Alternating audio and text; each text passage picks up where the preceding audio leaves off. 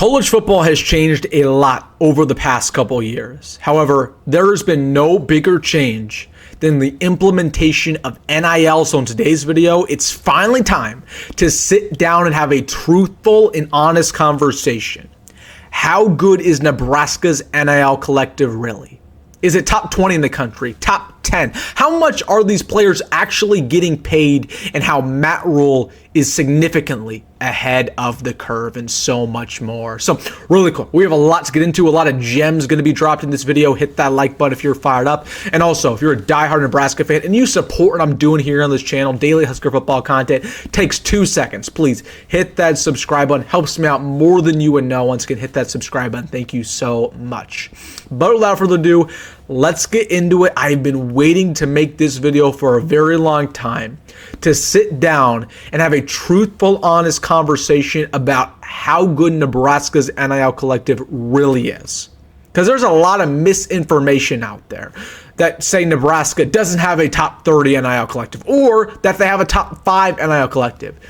In reality, it's neither of them. How good is Nebraska's NIL?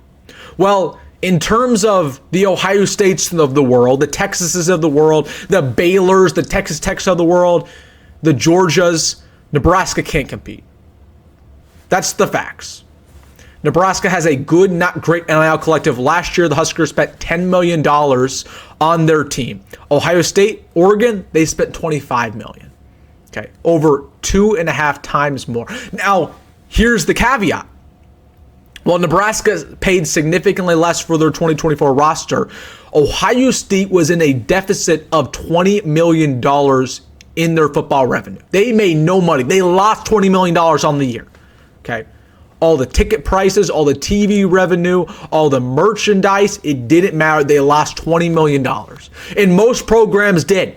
It wasn't just Ohio State. Oregon lost money. Texas lost money. Georgia lost money.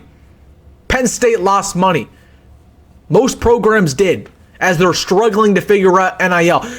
You know what program, one of the few programs that actually made money when it comes to the football program? Nebraska. Nebraska still had a revenue of over $7 million last year. Okay. So while Nebraska, and we'll get to this as the video progresses, while Nebraska can't beat out Ohio State maybe for a transfer portal player, or Texas, they're a lot more sustainable. They're not being reckless with their money. They're not spending $3 million on a transfer because they have that kind of money. They aren't. Okay. That's what Ohio State's doing. They went crazy last year. They spent a lot of money on Quinshon Judkins, Will Howard. And yeah, they won a national championship. Great for them. But what they did wasn't sustainable for the future. Nebraska's sustainable. Okay. And that means they can continue to build up their NIL collective and make it better every single year. Nebraska spent $10 million last year. Okay. In 2025, they're expected to spend about $20 million. That is a huge jump, and it's only going to go up there. It's only going to go up, and that's a credit to Matt Rhule, who's been a genius.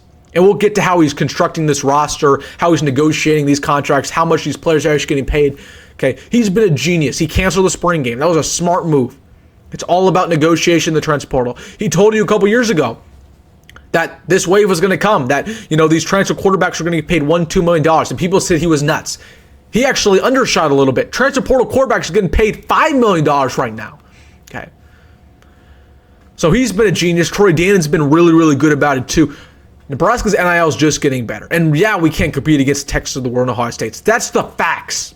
Okay, like it or not, those are the facts. For a transfer portal player who cares about money over everything, those players will pick those programs every single day of the week. Okay. And most transfer portal players do care about money. But Nebraska is closing the gap very quickly. That's what you need to know. I wouldn't be surprised in a couple years if we continue to build this program the way we're supposed to, continue to gain a lot of TV revenue, continue to put more wins on the board, and get the boosters involved. If we legit have a top 5 collective, we might. It's not there right now. That's a problem.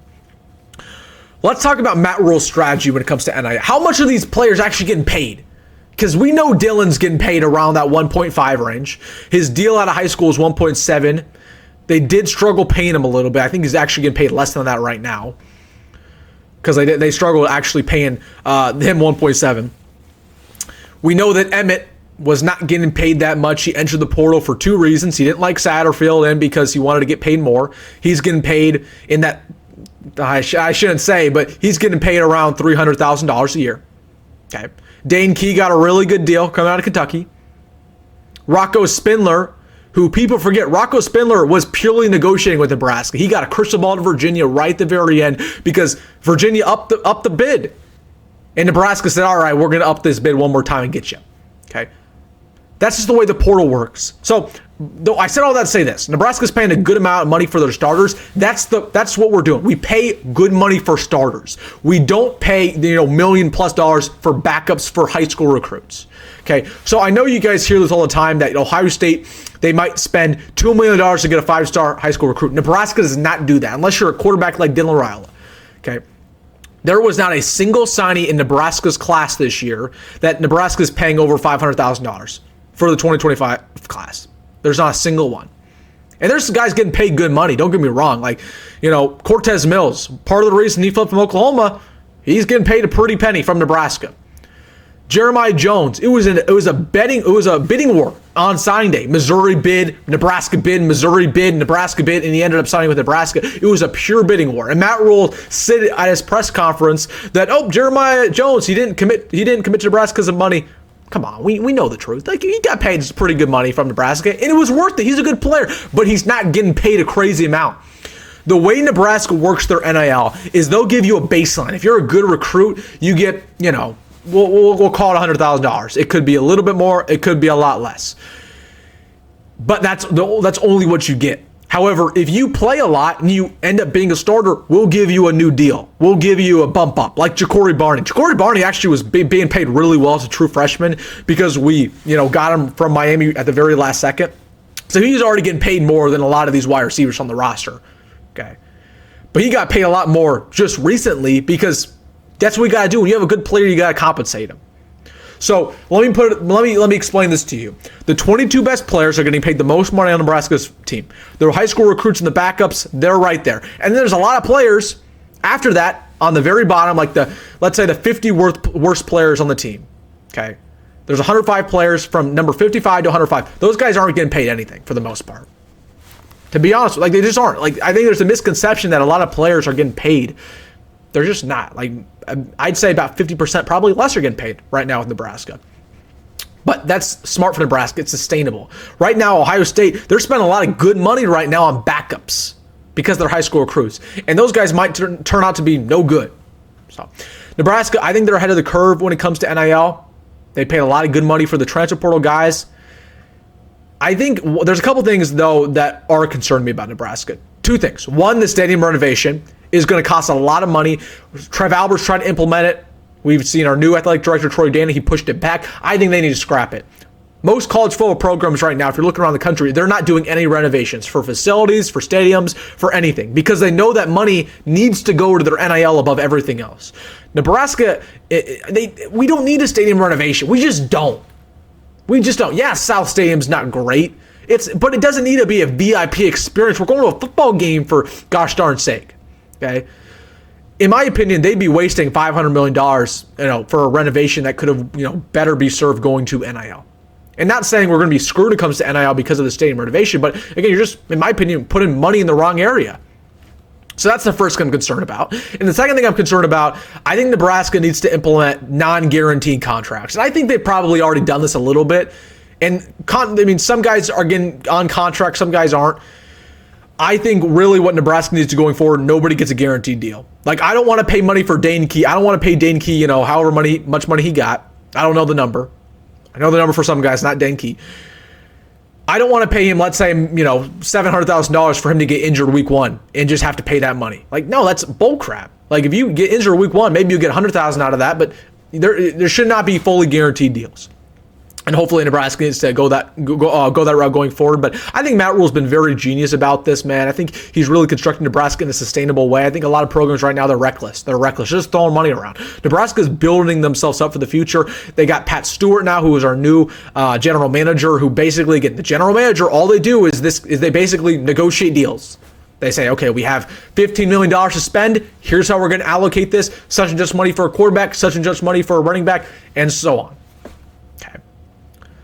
Nebraska's been pretty much ahead of the curve. Now, again, if we get in a bidding war with the Texas of the world and the transport, we're not going to win because they're more reckless than we are. Not that they have a significantly more money. They probably have more money than us, but it's not significant.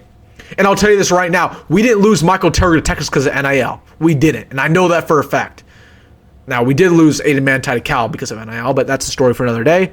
Shout out to Cal's NIL collective. But, you know, a lot of times we're not losing high school recruits because of NIL. I think I post recruiting videos. People say, "Oh, they'll only go to the place that pays them the most money." Nah, not most of the time, because most programs aren't paying crazy amount of money for high school kids. Now, transfer portal is a completely different story. Transfer portal is free agency.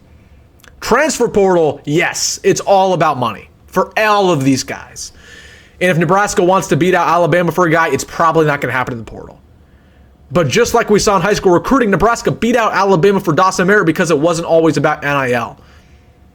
So, anyways, that's the spiel. Does Nebraska have a top 10 collective? No. Is it top 15? Probably. Can they beat out the Texas of the world? No. Can they beat out the Iowas, the Wisconsins, the Illinois, the Kansas States? Yes, absolutely. Every single day of the week. That's good. But in my opinion, Nebraska, they need to continue to build up money, continue to be sustainable, continue to donate. But I don't even need the fans to donate. I don't like that. Like, I don't like when they try to force fans to donate to NIL. We're already paying enough in tickets and merchandise.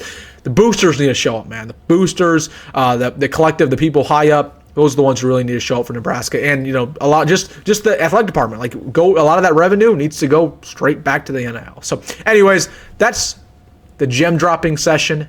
How good Nebraska's NIL really is. Hope that brought some light to it. We have a really good, probably not elite NIL collective, but it's continuing to get better. It's sustainable, and I'm excited for its future. All right, guys, let me know your thoughts down below. Absolutely want to hear what you have to say. Appreciate all you guys hanging out with me. Let me know your thoughts. Once again, hit the like button and subscribe. As always, folks, go be great. Go Rhule. See you in the next one.